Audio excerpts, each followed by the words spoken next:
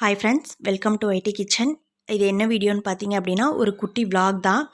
இந்த விலாகில் பார்த்தீங்க அப்படின்னா, நான்வெஜ் ரெசிபி 2 ஷேர் பண்ணியிருக்கேன்.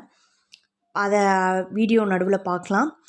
இப்போ பார்த்தீங்கன்னா என்ன நடந்துகிட்ருக்குன்னா, யாத்திக்கு லாஸ்ட்டு எக்ஸாம் வந்து போயிட்டுருக்கு. அதுக்காக நான் சொல்லி கொடுத்துட்ருக்கேன். அவளை விளையாட வைக்கிறதுக்காக தன்விக் வந்து அவளை உசுப்பேற்றி விட்டுட்டே இருப்பான். நான் இங்கே சொல்லி கொடுத்துட்ருப்பேன், அவன் வந்து விளையாண்டுட்ருப்பான் என் ஆத்திக்கூட. அதனால் சொல்லி திட்டிகிட்டு இருந்தேன். அதுக்காக வந்து என்கிட்ட உட்காந்து என்னடா பண்ணுற அப்படின்னா, நான் கேம் பண்ணிகிட்ருக்கேன் அப்படின்னு சொல்லி என்கிட்ட பேசிகிட்டு இருந்தான். அதுதான் வீடியோவில் காமிச்சிருக்கேன். ஹாய் வீடியோ எடுக்கிறேன்னு தெரிஞ்சே வந்து நடுவில் உட்காந்துட்டு இருந்தான். அப்புறம் பாப்பாவுக்கு வந்து சின்சியராக சொல்லி கொடுத்துட்ருந்தேன். இங்கிலீஷ் எக்ஸாமுக்காக சொல்லி கொடுத்துட்ருந்தேன். இந்த லாஸ்ட் எக்ஸாம் முடிஞ்சோடனே ஒரு 9 days லீவ் இருக்குது. ஊருக்கு போகலான்னு பிளான் பண்ணியிருக்கோம். அங்கே போகிறப்ப என்னென்ன பண்ணுறேன் அப்படின்றத காமிக்கிறேன். முடிஞ்ச அளவுக்கு உங்கள் குட்டிஸை வந்து ஸ்கூல் போகிற டைமில் எந்த டைமுக்கு தூங்க வைப்பீங்களோ அந்த டைமுக்கே தூங்க வச்சுருங்க. ஏன்னு பார்த்தீங்க அப்படின்னா, ஒரு 9 days தான் லீவ் இருக்குது. அதில் நம்ம சரி குழந்தைங்க விளையாண்டுட்டு போகிறாங்க அப்படின்னு நம்ம விட்டோம் அப்படின்னா, அடுத்தது 1 வீக்கு கழித்து அவங்களுக்கு ஸ்கூல் அனுப்பும்போது அவங்களுக்கு ரொம்ப சிரமமாக இருக்கும், நம்மளுக்கும் ரொம்ப சிரமமாக இருக்கும். காலையில் வந்து எந்திரிக்க மாட்டாங்க.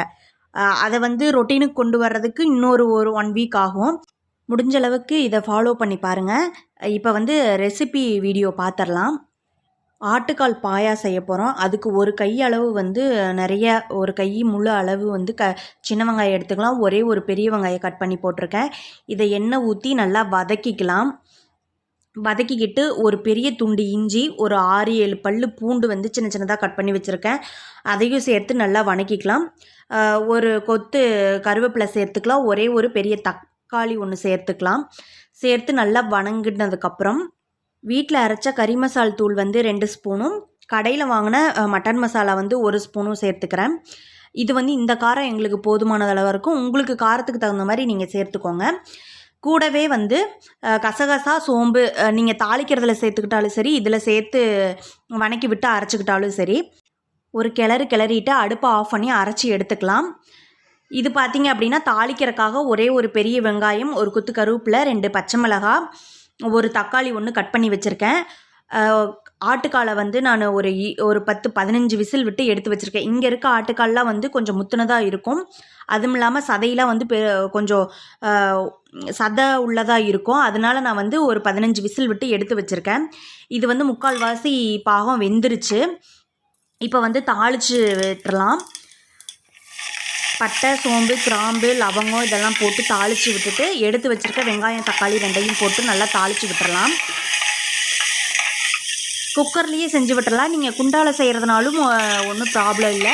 குண்டாலையும் இதே மாதிரி செஞ்சு தண்ணி ஊற்றி வேக வச்சுக்கலாம்.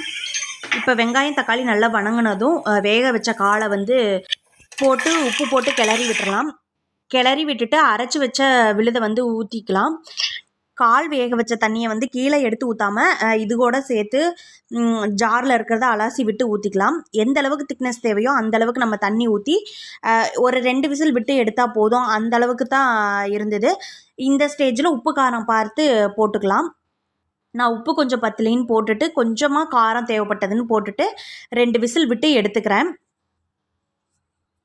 உங்களுக்கு தண்ணியாட்ட வேணும்னா நீங்கள் இன்னும் கொஞ்சம் தண்ணி கூட விட்டு எடுத்துக்கலாம். எங்கள் வீட்டில் வந்து நல்லா குழம்பு சாப்பிடுவாங்க. ஆனால் திக்காக இருந்தால் தான் பிடிக்கும். அதனால் இந்த ஸ்டேஜில் நான் வந்து ஆஃப் பண்ணிட்டேன் அடுப்பை. 2 விசில் விட்டு ஆஃப் பண்ணிட்டேன். கால் நல்லா வெந்திருந்தது. இது கொஞ்சம் ஆறும்போது இன்னும் கொஞ்சம் திக்கு குழம்பாக வரும். லாஸ்ட்டாக மல்லித்தலை தூவி இறக்கிக்கலாம். இது சாப்பாட்டுக்கு ரொம்ப நல்லாயிருக்கும். இட்லிக்கு அதை விட சூப்பராக இருக்கும். ட்ரை பண்ணி பாருங்கள். ட்ரை பண்ணி பார்த்துட்டு நீங்கள் உங்கள் ஃபீட்பேக்கை சொல்லுங்கள்.